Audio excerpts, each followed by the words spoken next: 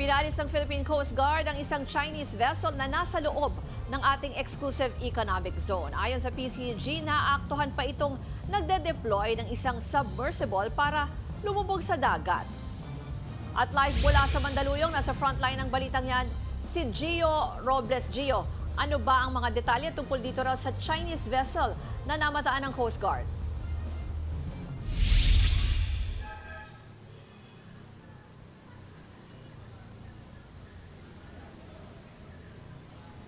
Go ahead, Gio.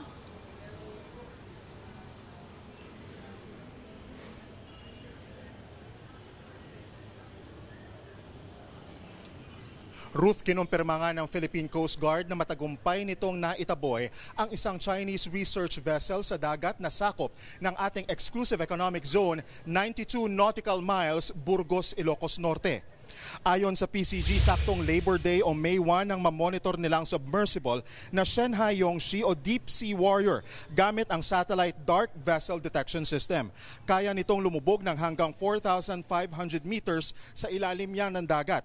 Ito ang kauna-unahang pagkakataon na aktual na namataan ang deployment ng ganitong sasakyang pandagat sa loob ng EEZ ng Pilipinas. Bukod sa submersible, nakunan din ng video ang biglaang retrieval ng mga Chinese crew sa isang yellow object na pinaghihinala ang underwater drone.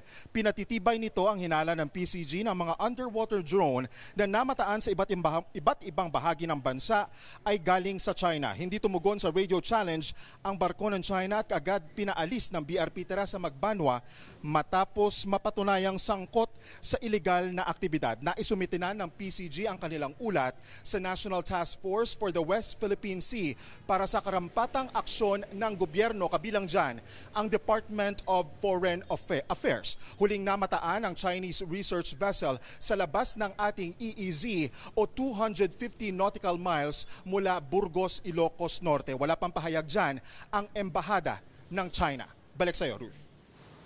Yan po ang Express Report ni Gio Robles.